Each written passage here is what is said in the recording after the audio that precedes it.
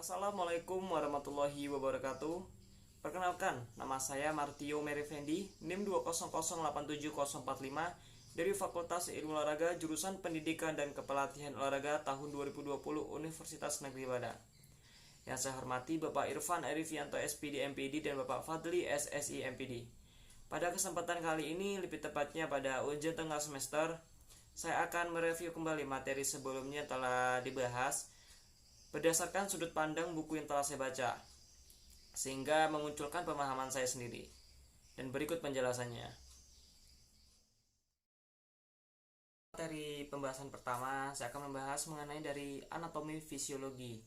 Dari pengertiannya, secara umum anatomi terdiri dari beberapa kata atau secara etimologi berasal dari kata ana dan tomi, yang mana ana mengandung arti yaitu bagian atau memisahkan, sedangkan tomi berarti iris atau pemotong. Jadi anatomi ini adalah ilmu mempelajari bentuk dan susunan tubuh, baik bagian-bagiannya maupun keseluruhannya. Sedangkan fisiologi secara etimologi berasal dari kata visi dan logos. Visi yang artinya alam atau cara kerja, sedangkan logos yang artinya ilmu pengetahuan. Jadi fisiologi ini mengandung makna yaitu adalah ilmu mempelajari dari sistem kerja tubuh manusia. Jadi jika digabungkan secara umum, anatomi fisiologi adalah pengetahuan yang mempelajari tentang susunan, fungsi, potongan, dan cara kerjanya. Namun jika dilihat dari sudut pandang lain, seperti dari buku yang telah saya baca, yang pertama ada buku yang ditulis dari Dr. N.S. Putri Davriani, Sarjana Keperawatan MSc, yang mengatakan bahwa anatomi adalah ilmu mempelajari struktur tubuh dan hubungan di antara mereka, sedangkan fisiologi adalah ilmu mempelajari fungsi tubuh dan bagian tubuh itu bekerja.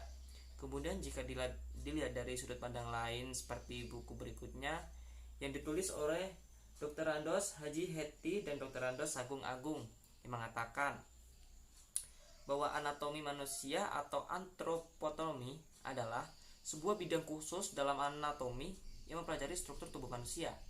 Sedangkan fisiologi adalah ilmu mekanis, fisik, dan biokimia fungsi manusia yang sehat, organ-organ mereka, dan sel-sel tersusun dalam tubuh manusia. Jadi dari beberapa sudut pandang buku dan pengertian secara umum, saya dapat menyimpulkan bahwa anatomi fisiologi adalah ilmu mempelajari struktur dan kerangka tubuh manusia dari molekul terkecil hingga molekul terbesar, baik strukturnya, fungsinya, maupun cara kerjanya. Selanjutnya saya akan membahas mengenai pengertian dari anatomi fisiologi sel dan anatomi fisiologi jaringan. Yang pertama saya akan membahas mengenai anatomi fisiologi sel menurut pemahaman dari saya. Sel menurut saya merupakan unit terkecil yang ada dalam tubuh manusia yang berfungsi untuk membangun tubuh manusia, dimana sel ini merupakan basic dari segala pembentukan yang ada dalam tubuh manusia.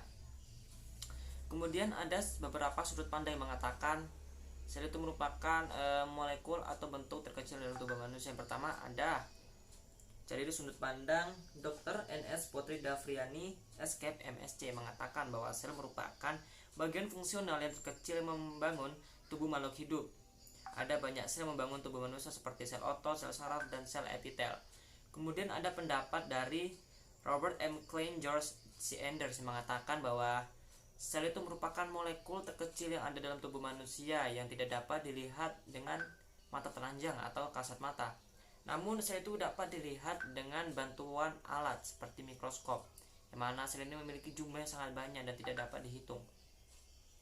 Kemudian ada pendapat dari Raimundus Calik yang mengatakan bahwa sel adalah unit struktural dan fungsional terkecil dari tubuh.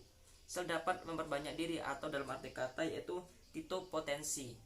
Kemudian tubuh manusia mengandung sekitar 100 triliun sel. Itu memiliki sudut pandang sama terhadap M. Klein tadi. Kemudian berbagai tipe sel tubuh memiliki fitur membedakan satu tipe dari yang lain dan secara khusus disesuaikan untuk melakukan fungsi tertentu. Misalnya sel darah merah mengangkut oksigen dari paru-paru ke jaringan, sel otot khusus untuk fungsi kontraksi, sebuah sel yang khas. Jadi masing-masing sel itu memiliki fungsi dan pembagian khusus.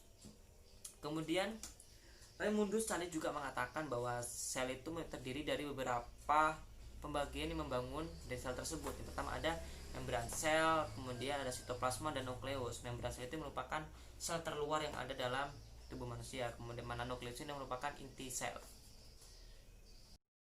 Kemudian ada anatomi fisiologi jaringan. Jaringan menurut pendapat saya merupakan sekumpulan dari beberapa sel dari beberapa triliun jumlahnya bergabung menjadi satu, yang mana kemudian membangun sebuah organ-organ tubuh manusia seperti otot. Kemudian ada beberapa sudut pandang yang mengatakan atau memberikan pendapat yang mengenai pengertian dari jaringan ini. Salah satunya adalah pendapat dari Dr. N.S. Putri Davriani, SKET MSc, yang mengatakan bahwa jaringan dibangun oleh beberapa sel yang berbeda yang memiliki fungsi tertentu. Ada 4 jaringan dasar pada tubuh manusia, yaitu jaringan epitel, jaringan pengikat, jaringan otot, dan jaringan saraf.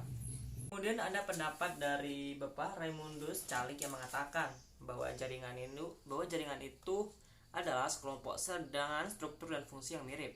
Jaringan berperan terhadap fungsi organ di mana dia ditemukan. Jaringan tubuh dapat dikelompokkan dalam 4 tipe utama sesuai struktur dan fungsinya. Pertama, jaringan epitel, jaringan ikat, jaringan otot, dan jaringan saraf. Jadi di sini pendapat dari Bapak Raimundus Calik dan Dr. N.S. Putri Davriani memiliki persamaan persepsi, yaitu bahwa jaringan itu tersusun dari terakhir saya akan membahas mengenai epitel, jaringan mekanisme ikat, sintetis protein, otot, dan jaringan saraf. Merupakan proses pembentukan molekul yang dengan cara penyalinan dan penerjemahan, yang mana kemudian ada beberapa tahap yang lengkap dalam mekanisme sintesis protein. Yang pertama ada tahap transkripsi. Tahap transkripsi ini merupakan tahap di mana mRNA yang terbuat dari gen diangkut ke ribosom, yang mana bertujuan untuk mendapatkan molekul RNA yang lebih khusus. Setelah itu, RNA inilah memiliki peran penting dalam menduplikat atau memperbanyak protein. Kemudian setelah tahap transkripsi ada yang namanya tahap translasi. Translasi ini merupakan tahap penerjemah dari hasil yang telah didapat dari penyalinan mRNA tadi, yang mana kemudian ada tahap inisiasi dan terakhir ada tahap elongasi. Soal selanjutnya saya akan membahas mengenai struktur tubuh manusia berdasarkan pendekatan sistem. Struktur tubuh manusia terbagi menjadi beberapa macam. Yang pertama ada sistem rangka, ada sistem otot, sistem pernapasan, sistem pencernaan, sistem intelijuman, sistem reproduksi, dan sistem saraf. Yang pertama saya akan membahas mengenai sistem rangka pada manusia. Sistem rangka pada manusia terbagi menjadi 2 jenis. Yang pertama ada aksial dan apendikular. Sistem rangka aksial ini merupakan sistem yang berfungsi untuk melindungi dan menjaga postur tubuh pada manusia, yang mana sistem aksial ini memiliki tulang berjumlah 180. Kemudian ada sistem apendikular. Sistem apendikular ini merupakan sistem rangka yang berfungsi untuk menggerakkan tubuh manusia yang berjumlah 126 tulang. Yang pertama saya akan membahas mengenai sistem rangka aksial. Sistem rangka aksial ini tersusun atas beberapa bagian. Yang pertama ada tulang tengkorak. Tulang tengkorak ini terdiri dari beberapa struktur membangunnya, seperti ada frontal, variantal, oksipital, temporal, zigomatik, mandila, maksila, di sini maksud saya di sini mandibula, maksila, dan nasal. Dan beberapa tulang lainnya yang membangun struktur tengkorak, yang mana fungsi dari tengkorak ini tidak bukan adalah untuk melindungi otak dan membentuk wajah pada manusia. Kemudian ada struktur lainnya yang membangun rangka aksial adalah tulang belakang. Tulang belakang ini terdiri dari berbagai macam. Yang pertama ada tulang cervix atau tulang leher yang berjumlah 7 ruas. Kemudian ada tulang torasik atau tulang punggung yang berjumlah 12. Kemudian ada tulang lumbar yang berjumlah 5, ada sacrum yang berjumlah 5, dan kemudian ada tulang koksi yang berjumlah 3. Selain itu ada tulang dada dan tulang rusuk. Tulang rusuk biasa kita sebut dengan tulang risp, dan tulang dada yang biasa kita dengan scaprum. Ya, saya pertama-tama saya akan membahas mengenai tulang rusuk pada manusia. Tulang rusuk pada manusia itu berjumlah setidaknya ada 12. Yang pertama ada tulang rusuk sejati yang berjumlah 7, dan kemudian ada tulang palsu yang berjumlah 3, dan ada 2 yang berfungsi yang menjadi tulang melayang. Tulang rusuk dan tulang dada ini berfungsi untuk membentuk postur tubuh manusia agar menjadi tegak dan melindungi organ-organ penting ada dalam tubuh manusia seperti jantung, dan organ-organ penting lainnya. Selanjutnya ada tulang apendikular. Tulang apendikular yang mana terdiri dari 126 tulang. Terbagi menjadi beberapa jenis. Yang pertama ada tulang penggerak bagian atas dan tulang penggerak bagian bawah. Tulang penggerak bagian atas terdiri dari humerus atau tulang lengan bagian atas, ada tulang pengumpil atau radius, ada tulang hasta atau ulna, dan ada tulang pergelangan tangan atau metakarpal dan tulang telapak tangan, apa yang kita biasa sebut dengan karpal.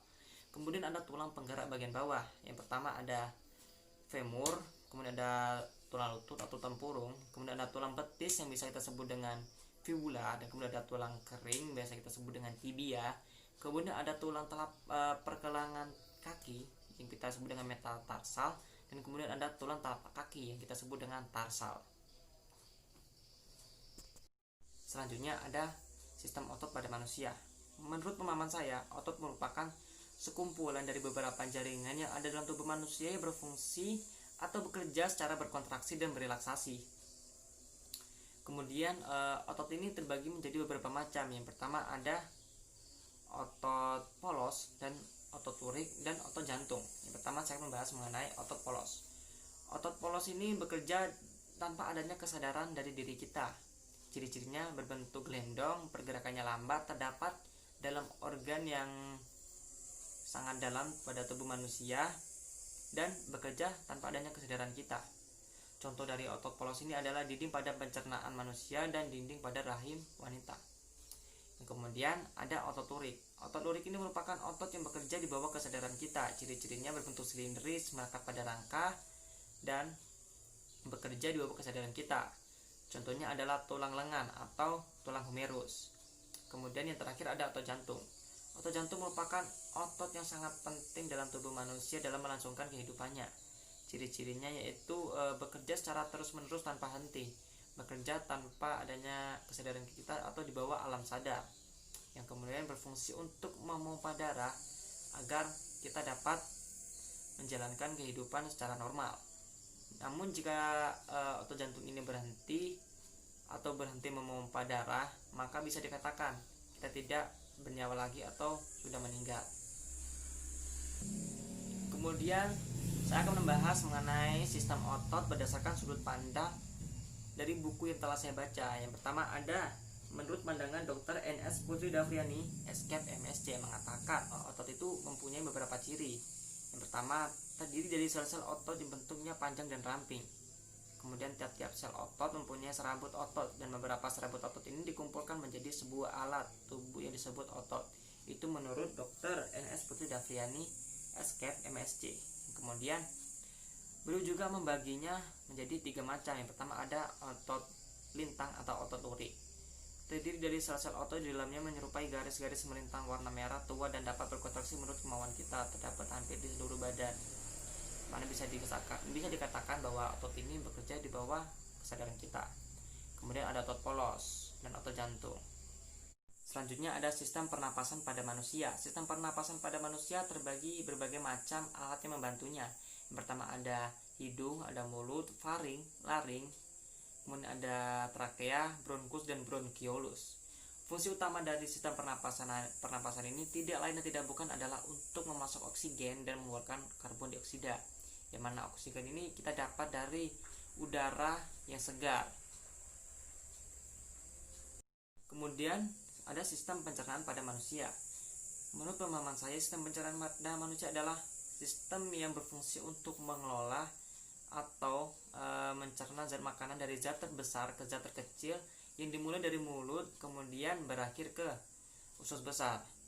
Berikut merupakan proses dari sistem pencernaan pada manusia. Yang pertama adalah dimulai dari mulut, yang mana kemudian makanan dikunyah atau dihancurkan dari zat terbesar ke zat terkecil, yang mana kemudian berlari ke faring, ke esophagus, ke lambung, yang mana lambung ini merupakan proses penghalusan makanan melalui asam yang mempunyai pH tinggi, mana kemudian berlanjut ke usus halus dan berakhir ke usus besar. Selanjutnya ada sistem integumen. Sistem integumen merupakan sistem terluas yang ada dalam tubuh manusia yang meliputi rambut, kulit, dan kelenjar.